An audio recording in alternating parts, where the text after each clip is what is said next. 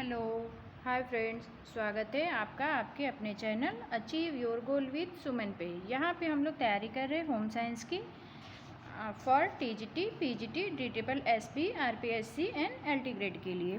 और हमारी जो टॉपिक चल रही है वो है प्रसार शिक्षा। और ये जो मैं क्वेश्चन लेके आ रही हूँ ये काफ़ी इंपॉर्टेंट क्वेश्चन है और कई सारे एग्जाम्स में आए हुए क्वेश्चन है, इसलिए आप लोग वीडियो को ज़रूर देखें और अपने फ्रेंड्स में शेयर करें। चलिए चलते हैं हम अपने पहले क्वेश्चन पे। हमारा पहला क्वेश्चन है, संचार ही मानव समाज की संचालन प्रक्रिया को संभव बनाता है, यह कथन किसका है? तो फ्रेंड्स, ये कथन जो है लॉयड महोदय का है। और जितने भी कथन होते हैं उसमें मतलब कुछ कुछ जो वर्ड होते हैं, शब्द होते हैं, अगर उनको हम लेके चलेंगे तो उसको सॉल्व करने में हमें प्रॉब्लम नहीं होती है। जैसे संचार के बारे में लॉयड महोदय ने क्या कहा है कि संचार ही मानव समाज को चलाने की प्रक्रिया को संभव बनाता है। तो इस चीज़ों को, संचार और संचालन को अगर हम दिमाग में बैठा लें तो ये हमारे समझ में आएगा कि ये किसने कहा है, तो लॉयड महोदय ने कहा है। चलिए अब हम आगे चलते हैं। हमारा अगला क्वेश्चन है क्वेश्चन नंबर 2। कम्युनिकेशन शब्द डैश भाषा के शब्द कम्युनिस्ट से बना है। कम्युनिकेशन शब्द किस भाषा के कम्युनिस्ट शब्द से बना हुआ है?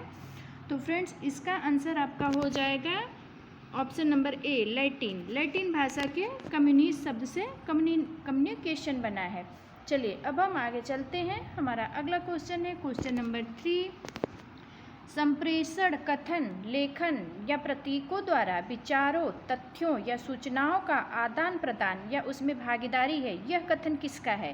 देखिए, हमने आपको बताया पहले क्वेश्चन में कि कुछ जैसे कथन वाले जो क्वेश्चन होते हैं उसमें कुछ शब्द ऐसे होते हैं कि अगर हम उन्हें ध्यान दे लें तो उसे सॉल्व कर लेंगे। जैसे लॉयड महोदय ने संचार को आपका बताया है कि संचार से समाज में संचालन की प्रक्रिया मतलब बनी रहती है। और यहाँ पे संप्रेषण कथन, लेखन या प्रतीकों द्वारा विचारों, तथ्यों या सूचनाओं का आदान प्रदान या उसमें भागीदारी, यहाँ पे भागीदारी की बात की गई है, संप्रेषण को, बातचीत को। तो बोला गया है कि ये किसने कहा है, यह कथन किसका है? जिस्ट का, बी है ब्रूकर का, सी है अमेरिकन कॉलेज एंड शब्दकोश का, डी है वीवर का। तो फ्रेंड्स, इसका आंसर आपका हो जाएगा अमेरिकन कॉलेज शब्दकोश का। ये कथन किसका है? अमेरिकन कॉलेज शब्दकोश का। चलिए अब हम आगे चलते हैं। हमारा अगला क्वेश्चन है क्वेश्चन नंबर 4। संचार से अर्थ है ज्ञान, विचार, सूचनाओं और भावों का ऐसा आदान प्रदान जो व्यक्तियों के मध्य संपन्न होता है। संचार की यह परिभाषा किसकी है? ए है मिलर की, बी है धामा की, सी है रणजीत सिंह की, डी है हॉलैंड की। तो फ्रेंड्स, इसका आंसर आपका हो जाएगा बी। किसकी है? धामा महोदय की। ये कथन किसका है? धामा महोदय का। चलिए अब हम आगे चलते हैं। हमारा अगला क्वेश्चन है, अरस्तु का संचार मॉडल मुख्य रूप से कितने भागों में विभाजित है? 6 भागों में, 5 भागों में, 4 भागों में, 3 भागों में। तो फ्रेंड्स, ये आपका हो जाएगा 3 भागों में। अरस्तु का संचार जो है, संचार मॉडल 3 भागों में विभाजित है। चलिए अब हम आगे चलते हैं। हमारा अगला क्वेश्चन है, फ्रैंक ई एक्स का संचार प्रारूप कहलाता है, क्या कहलाता है? प्रतिपुष्टि प्रारूप, प्रेषक प्रारूप, नित्य प्रारूप, उपयुक्त सभी। तो फ्रेंड्स, इसका आंसर आपका हो जाएगा नित्य प्रारूप। ये फ्रैंक ई एक्स का संचार मॉडल जैसे ऐसे बना रहता है, कैसे? ऐसे बना रहता है।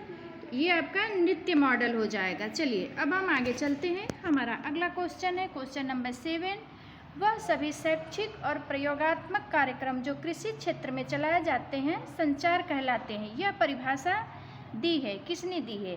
कीथ डेविस ने, जिस्ट ने, वॉरेन वीवर ने, कॉलमैन तथा मार्स ने। तो फ्रेंड्स, ये कथन आपका हो जाएगा, किसने कहा है, ये परिभाषा किसने दिया है? कॉलमैन तथा मार्स ने। चलिए अब हम आगे चलते हैं। हमारा अगला क्वेश्चन है प्रभावी संप्रेषण होना चाहिए।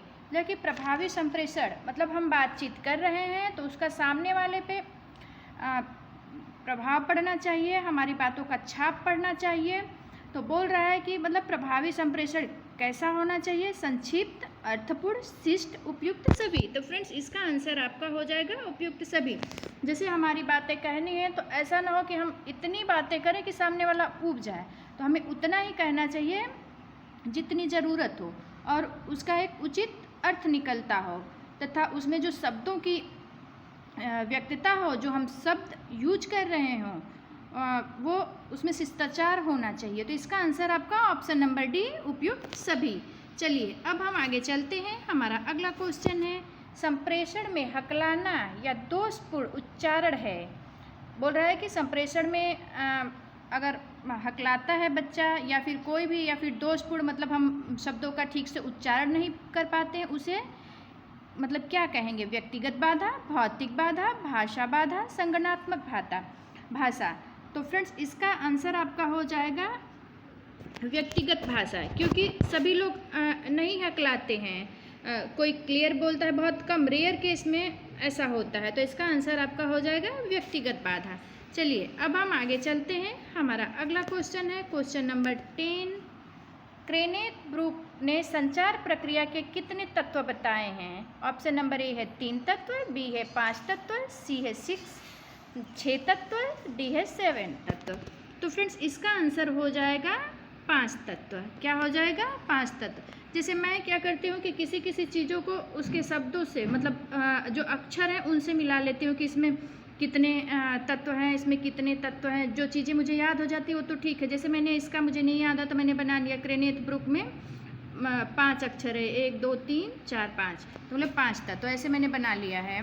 ट्रिक, ये हमारी ट्रिक है। चलिए अब हम आगे चलते हैं। हमारा अगला क्वेश्चन है क्वेश्चन नंबर 11।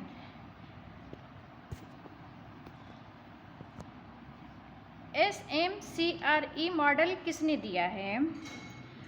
ऑप्शन दिख नहीं रहा है, मैं बता दूँ। धामा ने, रणजीत सिंह ने, सुपे ने, लिगन्स ने। तो फ्रेंड्स इसका आंसर आपका हो जाएगा सुपे ने। MSCR मॉडल किसने दिया है? सुपे महोदय ने दिया है। किसने दिया है? सुपे महोदय ने। चलिए अब हम आगे, एक और क्वेश्चन है, मैं आप लोगों को बता देती हूँ कि किसके मॉडल को 5 का नाम से जाना जाता है? लॉसवेल, ये जो है कि लॉसवेल महोदय हैं, उन्होंने जैसे सब लोगों ने दिया है अपना अपना। सुपे महोदय ने SMCR मॉडल दिया है। क्रेनेथ बुक के ने जो है कि 5 तत्व बताए हैं संचार के। इस तरह से लॉसवेल मॉडल जो है लॉसवेल मॉडल को हम क्या कहते हैं? 5 का मॉडल भी कहते हैं। तो फ्रेंड्स आज के लिए इतना ही। आगे मैं फिर वीडियो लेके आऊँगी। अगर हमारी वीडियो आपको अच्छी लगे तो लाइक करें और अपने फ्रेंड्स में शेयर करें तथा चैनल को सब्सक्राइब करें। Thank you.